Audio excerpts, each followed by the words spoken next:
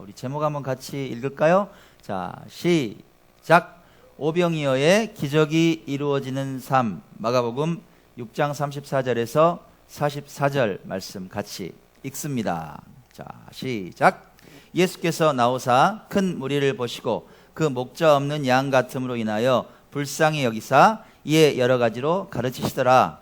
때가 저물어 가매 제자들이 예수께 나와 여짜오되 이곳은 빈 들이요 날도 저물어 가니 무리를 보내어 두루 촌과 마을로 가서 무엇을 사 먹게 하옵소서. 대답하여 이르시되 너희가 먹을 것을 주라 하시니 여짜오되 우리가 가서 200데나리온의 떡을 사다 먹이리이까. 이르시되 너희에게 떡 몇 개가 있는지 가서 보라 하시니 알아보고 이르되 떡 5개와 물고기 2마리가 있더이다 하거늘 제자들에게 명하사 그 모든 사람으로 떼를 지어 푸른 잔디 위에 앉게 하시니 때로 100명씩 또는 50명씩 앉은지라. 예수께서 떡 5개와 물고기 2마리를 가지사 하늘을 우러러 축사하시고 떡을 떼어 제자들에게 주어 사람들에게 나누어 주게 하시고 또 물고기 2마리도 모든 사람에게 나누심에 다 배불리 먹고 남은 떡 조각과 물고기를 12바구니에 차게 거두었으며 떡을 먹은 남자는 5,000명이었더라. 1988년 어느 초겨울 아침이었어요. 바람이 몹시 불고 날이 춥습니다. 그때 한 젊은 신학생이 청량리역 광장을 쏜살같이 막 지나가고 있었어요. 바빠. 일과가 너무 바빠요. 막 빨리 지나고 있는데 갑자기 그 신학생 앞으로 어떤 한 노인이 쓰러지는 거예요. 막 입에 거품을 물고 쓰러졌어요. 초라한 행색을 보니까 노숙자처럼 보였습니다. 그는 놀래서 그분에게 막 뛰어갔어요. 도와주려고 막 뛰어가는데 주위에 많은 사람들이 있었을 거 아니에요. 그 사람들이 이렇게 말합니다. 아이, 내버려 둬. 저 사람 며칠 전에도 저랬어. 간질은 저래. 야, 내버려 두면 몇 시간 있으면 깨어나. 아유, 가지마. 그런 얘기를 들으니까 아유, 그래 뭐 누가 나 아니라도 도와주겠지 하는 마음이 들었어요. 그래서 발길을 돌렸습니다. 일과도 너무 바쁘고 그냥 기차에 몸을 실었습니다. 하루 종일 공부도 하고 일도 보고 열심히 살았어요. 그리고 이제 저녁이 돼서 다시 집으로 가기 위해서 청량역으로 돌아왔습니다. 근데 역에 도착하자마자 광장에서 그는 깜짝 놀랐어요. 소스라치게 놀랐습니다. 왜? 아침에 쓰러졌던 그 노인이 그 자리 그대로 웅크리고 몸을 막 부들부들 떨면서 그대로 있었던 거예요. 너무 미안한 거예요. 그 날씨도 추운데 바람이 지금도 부는데 지금 초겨울에 막 뛰어갔어요. 아유, 어르신 막 깨웠어요.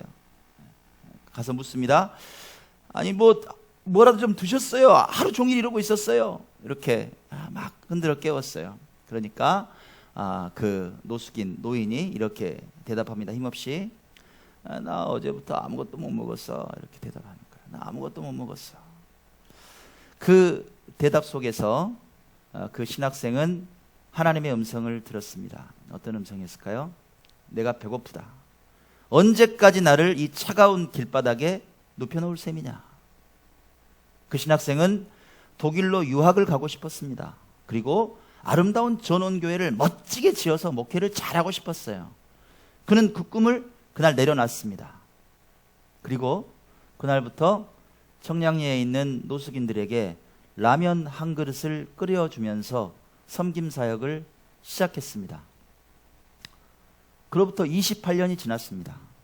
그 사역은 어떻게 됐을까요? 그 신학생은 바로 바포 목사로 유명한 다일 공동체 최일도 목사님이십니다.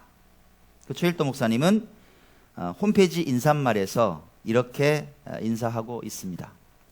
배가 고픈 어르신들께 라면 한 그릇을 끓여드리면서 시작되었던 이 작은 일이 이제는 국내는 물론이고 제3세계인 베트남, 캄보디아, 필리핀, 네팔, 탄자니아에서 매일 5,000명이 허기진 배를 달랠 수 있는, 밥을 먹을 수 있는 그런 밥상 공동체가 됐습니다.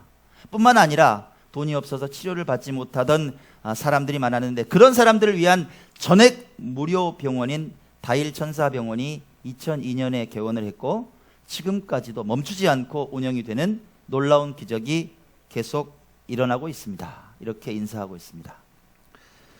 최 목사님의 삶은 마치 오늘 본문을 통해서 만난 오병이어의 기적을 보는 것 같습니다. 떡 5개, 물고기 2마리, 지극히 작은 것으로 5천 명이 배불리 먹었어요. 풍성한 양식이 됐습니다.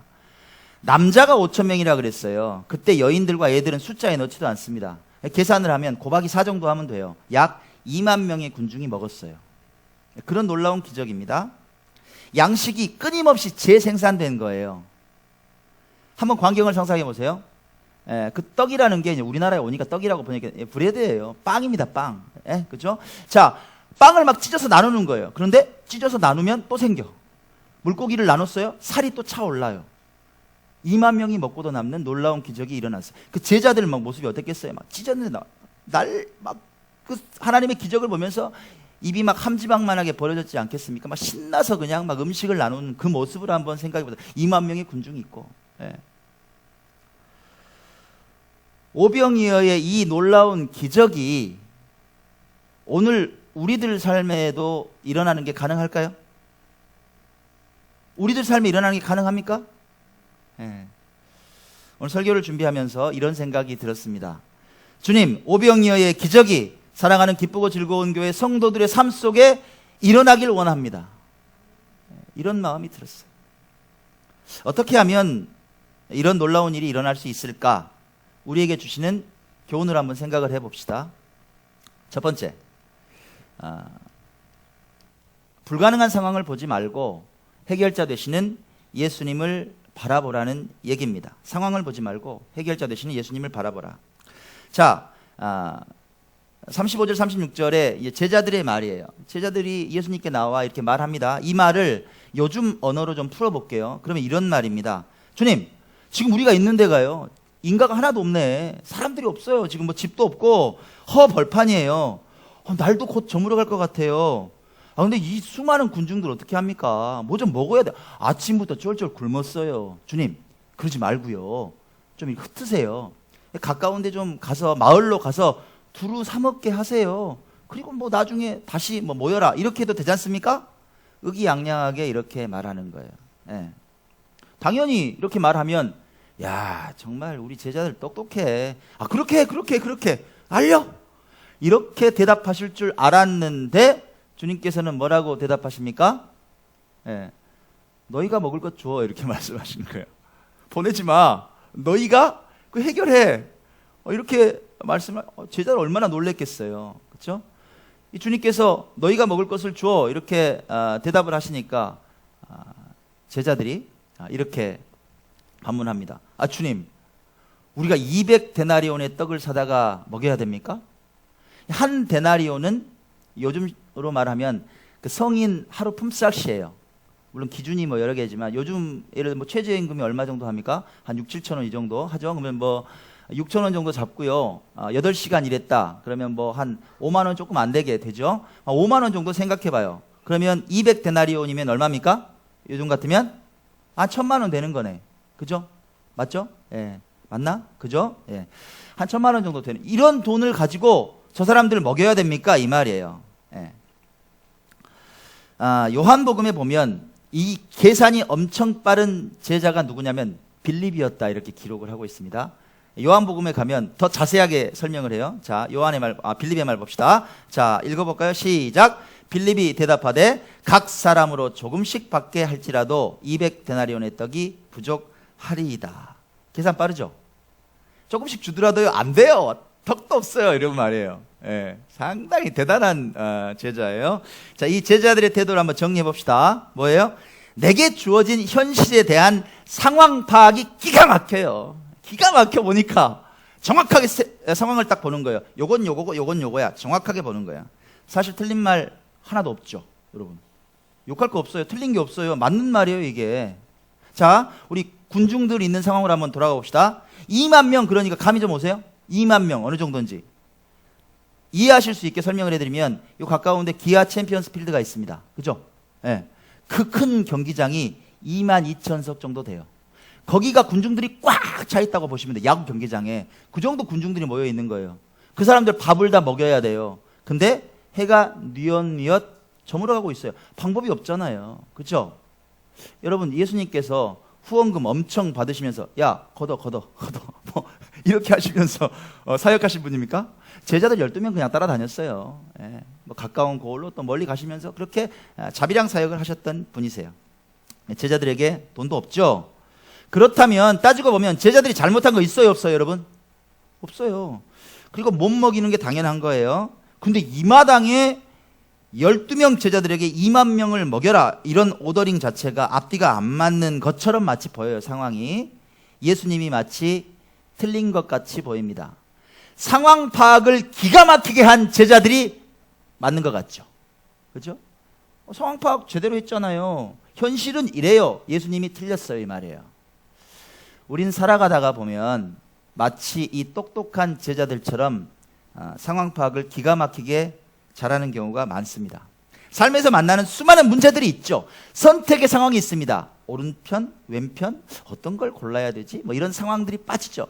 이럴 때 우리의 명석한 두뇌는 가만히 있지 않습니다. 그런 상황에 딱 빠지면 오토매틱으로 돌아가요. 다다다다다 컴퓨터가 돕니다. 마치 여러분 그 프로그램 혹시 보셨어요?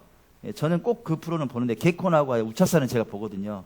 개콘에 보면 그 프로가 하나 있어요. 김장군이 나오는 프로. 정신 바짝 차리자. 아빠만 맞으려면 정신 바짝 차리자. 상황이 어떻게 될까? 예, 손에 안 봐야 되니까. 그쵸? 마치 그런 마음가짐이 된다는 얘기예요. 정신 바짝 차려야 돼. 예. 누군가 가상의 상황을 한번 생각해 봤어요. 누군가 여러분에게 전화를 했습니다. 뭘 좀 도와달라고 전화하는 경우 있죠. 뭐 친척이 됐든 친구가 됐든 아는 지인이 됐든 전화를 했어요. 전화 받습니다. 여보세요? 어머나 세상에 그런 상황이 있었어.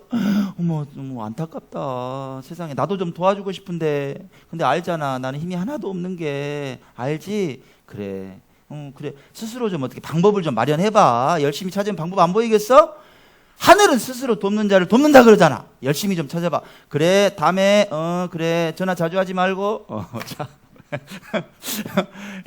딱 끊어요. 예, 그리고 혼자 조용히 가슴을 쓸어내립니다. 역시 난 똑똑해. 이렇게. 예. 근데 그 상황에서 하나님께서 비집고 들어오십니다. 이렇게 갑자기 말씀하시는 거예요. 야, 그러지 말고 말이야. 네가 좀 도와. 예. 어떻게 그 틈새를 잘 아시는지 막 비집고 들어오시는 거예요. 그러지 말고 네가 좀 도와. 이렇게 하나님께서 내 마음에 얘기하시면 마음이 복잡해지죠. 그럼 우린 빌립처럼 대답하는 경우가 많습니다. 주님, 계산을 좀 해보세요. 딱딱딱딱딱딱 이렇게 지금 상황이 이런데 이렇게 해도 해결 안 된다니까요. 에이, 상황도 모르시면서. 그리고 고개를 돌려요. 이렇게 됐거든요. 이렇게. 마치 그런 경우가 없으신 것처럼 표정들이. 자, 안타까운 건 여러분 남의 문제뿐만이 아니라 내가 해결해야 될 인생의 숙제가 있잖아요. 그런데 그 숙제를 앞에 두고도 태도가 동일하다는 거예요.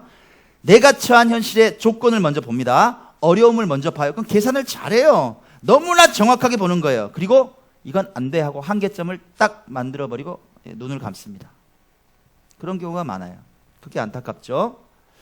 자, 빌립처럼 이렇게 수학 계산이 대단히 빠른 제자들의 문제는 뭔가요?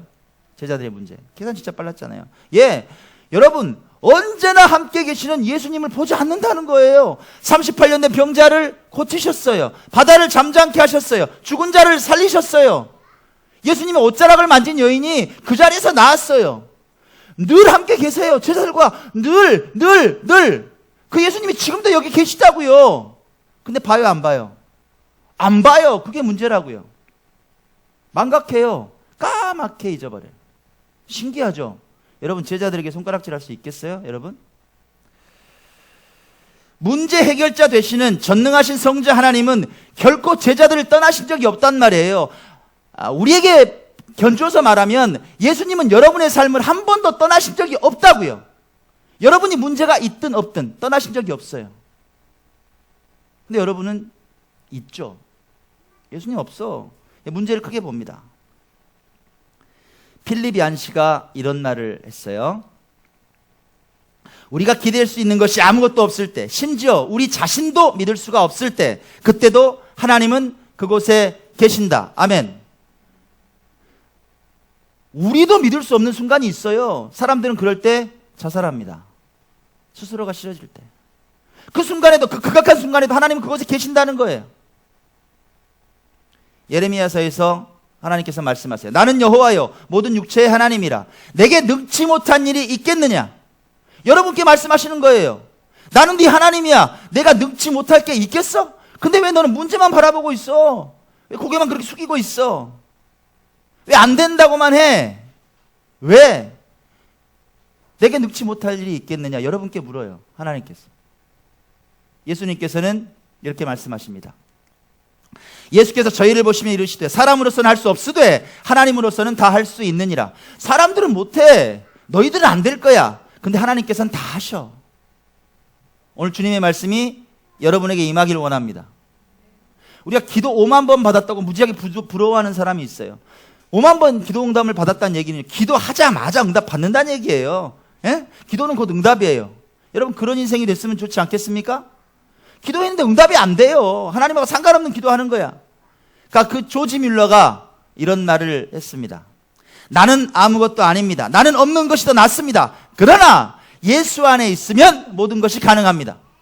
나는 아무것도 아니에요. 그러나 예수 안에 있으면, 그리스도 안에 있으면 모든 것이 가능합니다. 믿으세요, 여러분? 불가능한 상황을 보지 마시고 해결자 되시는 예수님을 바라보는 인생 되시기 바랍니다. 자, 두 번째, 우리에게 오병이어의 삶이 이루어지려면 어떻게 해야 될까? 두 번째, 작은 헌신이 기적의 씨앗이 된다는 얘기입니다. 자, 본문 38절 말씀 같이 읽습니다. 자, 시작. 이르시되 너희에게 떡 몇 개가 있는지 가서 보라 하시니 알아보고 이르되 떡 5개와 물고기 2마리가 있더이다 하거늘. 요한복음에 보면요, 이 제자가 누구냐면 빌립이 아니라 계산을 조금 안 하는 안드레였다고 말해요. 안드레가 예수님께 보고합니다. 그리고 그 떡 5개와 물고기 2마리를 작은 아이가, 한 소년이 가지고 왔다, 이렇게 기록하고 있습니다. 한번 볼까요? 자, 시작. 제자 중 하나 곧 시몬 베드로의 형제 안드레가 예수께 여짜오되 여기 한 아이가 있어 보리떡 5개와 물고기 2마리를 가지고 있나이다. 그러나 그것이 임하는 사람들에게 얼마나 되겠사옵나이까? 어린아이가 가져온 보리떡 5개, 물고기 2마리, 지극히 작은 겁니다. 여러분, 2만 명과 도시락 하나, 이게 말이 돼요? 비교의 대상이 됩니까? 보잘것없는 거잖아요. 뭐 그거 가져오나 마나, 그 정도예요, 여러분. 자, 그런데 주님께서는 그걸 귀하게 보십니다. 그걸 크게 보세요. 그리고 제자들에게 말씀하십니다. 그것을 내게 가져오라. 마태복음 14장 17절에 그렇게 기록합니다. 그래? 그래, 도시락이 있어. 그걸 내게 가져와. 이렇게 말씀하시는 거예요. 제자들이 보는 것과 예수님이 보시는 것 달랐어요. 예수님은 오병이어 속에서 수많은 사람들이 먹을 수 있는 떡과 고기를 이미 보셨어요. 그 안에서. 여러분, 헌신은 고귀한 것입니다. 작지만 이건 보잘것없어요. 작은데요, 아이에게는 이게 여러분 전부예요. 그 작은 소년에게는 이게 가진 전부라고요. 근데 주님께 가져옵니다. 하나님은 이런 헌신을 축복하시죠. 이런 헌신의 씨앗을 통해서 불가능을 가능케 하는 기적을 베푸십니다. 2만 명의 사람이 먹고 12광주리가 남았던 그 기적의 시작은 작은 소년이 가져온 떡 5개와 물고기 2마리였어요. 그 작은 헌신으로 그 기적이 시작이 됐습니다. 그 소년은 작은 것이지만 자신의 전부를 드렸어요. 사랑하는 여러분, 헌신은 기회입니다. 기적의 기회예요. 축복의 기회입니다. 헌신의 기회가 찾아올 때 그 기회를 놓치지 마시기 바랍니다. 구약시대 죽으려고 작정했던 여인이 있었어요. 너무 배가 고파서. 사르밧 과부입니다. 그가 어떻게 축복을 받았습니까? 엘리야 시대에 이 사르밧 과부가 어떻게 풍성한 축복을 받았어요? 마지막 인생에서 가지고 있던 마지막 가루 한 움큼, 그리고 기름 한 병이 있었어요. 그걸 선지자 엘리야를 위해서 드렸어요. 하나님의 명령에 순종했어요. 그게 심고 거두는 법칙이에요. 마지막 것을 드렸어요. 그랬더니 먹고도 남고 영원히 가뭄이 끝날 때까지 음식이 떨어지지 않는 그런 기적이 있었다는 것입니다. 몇십 배, 몇백 배, 몇천 배의 기적이 이렇게 헌신할 때 이루어진다는 것입니다. 여러분, 농부들이 씨앗을 심을 때 열매를 기대하면서 씨앗을 심습니다. 심지 않은 것 거둘 수 있나요? 우리 양 집사님은 농사 안 지어보셨죠? 그죠? 농사 지어보신 분. 농사. 강진읍은 농사 안 지어. 자, 우리 사모님은 뭐 심어 보셨어요? 아, 그래요? 저도 뭐 중학교 다닐 때 심어 봤어요. 자, 우리가 씨앗을 심고 농사를 지을 때 심지 않은 것 절대 거둘 수가 없습니다. 심은 것만 거둬요. 그게 농사의 법칙이에요. 여러분, 사랑을 심으면 뭐를 거둘까요? 사랑을 거둬요. 여러분, 축복을 심으면 뭐를 거둬요? 축복을 거둬요. 공식이에요. 여러분, 누군가를 용서했어요. 뭐를 거둬요? 내가 어디서 또 용서를 받게 됩니다. 여러분, 물질을 심으면 물질의 열매를 거둡니다. 여러분이 헌신합니까? 헌신의 열매를 거두게 됩니다. 하나님은 항상 심은 것보다 많이 거두게 하시죠. 볼까요? 감자 좋아하세요, 여러분? 감자 하나를 딱 심잖아요. 그러면 몇 개나 열릴 것 같아요? 1대1? 2대1? 좀 많이 써서 한 10대1. 더해요? 우와, 몇 개나요? 30개? 조금 더 써보세요. 대략 한 60개 정도 열린대요. 감자가. 궁금하신 분은 감자를 심어보시기 바랍니다. 자, 쌀 한 토를 심으면, 우리가 모내기 한다 그러잖아요. 뭐를 심으면요? 약 140개에서 170개의 쌀알이 열매 맺습니다. 몇 배예요, 여러분? 170배예요. 이게 농사의 법칙이에요. 하나님의 기적을 체험하려면 먼저 심어야 된다는 거예요. 먼저 지어라. 그때 풍성한 축복을 경험하게 된다는 것입니다. 주께서 말씀하십니다. 누가복음을 통해서 주라, 그리하면 너희에게 줄 것이니 곧 후이 되어 누르고 흔들어 넘치도록 하여 너희에게 안겨주리라. 모태신앙인 한 고등학생이 있었어요. 뱃속에서부터 예수님을 믿었습니다. 어느 날 아버지에게 호되게 꾸지람을 들었어요. 야, 임마 정신 차려! 정신없는 언더그라운드 음악 같은 소리 하고 있네. 그래가지고 밥 먹고 살아. 아버지가 화가 단단히 난 거예요. 공부는 안 하고 무슨 언더그라운드 음악 한다 그러니까 정신 차리라고 막 서러워서 울었어요. 그리고 그날 그 고등학생은 기도했습니다. 예수님, 저 꿈은 있는데요. 아버지는 싫어하시지만 제 꿈을 좀 응원해 주세요. 저 좀 도와주세요. 이렇게 기도했습니다. 그에게 인생의 1번은 예수님이었어요. 그는 교회 찬양단의 리더가 됐습니다. 소리 높여서 주를 찬양했어요. 주일학교 선생님이 됐습니다. 그리고 열심히 아이들을 가르쳤어요. 돈이 좀 부족해요. 그래서 길거리에서 이렇게 탈을 쓰고 열심히 이렇게 아르바이트를 했습니다. 그리고 그 땀 냄새가 물씬 나는 그 아르바이트비를 선교 헌금으로 하나님께 드렸던 그런 신앙이 깊었던 그런 학생이었습니다. 자신의 시간과 재능을 하나님 나라를 위해서 심었어요. 작고 미약하잖아요. 하지만 주님께 삶을 드리기로 마음먹었습니다. 주님은 그를 들어서 사용하시기 시작했습니다. 그의 인생을 통해서 현대판 오병이어의 기적을 만들어가기 시작하셨습니다. 그 사람은 BY입니다. 지저스웨거로 불리는 대한민국 청소년들의 우상입니다. 현재 대한민국 음원 차트 1위 곡이 BY와 절친 시잼이 부른 퍼즐이란 곡입니다. 이걸 듣고 맞아 이렇게 하시는 분은 조금 요즘 시대를 읽는 분이고 쟤는 도대체 누구요? 이러신 분은 그래요. 그냥 결론은 이겁니다. 대한민국에서 제일 잘 나가는 노래가 어떤 노래다? 이 BY가 부른 곡이라는 얘기예요. 퍼즐이라는 곡이라 1등이에요. 모든 음원 차트를 다 쓸어버렸어요. 뭐 멜론, 소리바다 뭐 할 것 없이 다 쓸어버렸습니다. 거기다가 10위 안에 드는 곡은 유명한 곡이잖아요. 그 10위권 내에 또 두 곡이 있습니다. 데이데이, 포레버 이런 곡들이 다 있어요. 대한민국 뭐 음악의 대세가 됐어요. 자, 그의 힙합 가사에는 신앙이 그대로 드러납니다. 믿음이 그대로 드러납니다. 그는 거침없이 주님을 말합니다. 거침없이 하나님을 말합니다. 거침없이 성경을 말해요.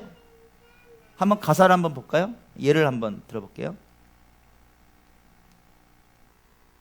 The Time Goes On이라는 곡의 가사입니다. 여러분 보세요.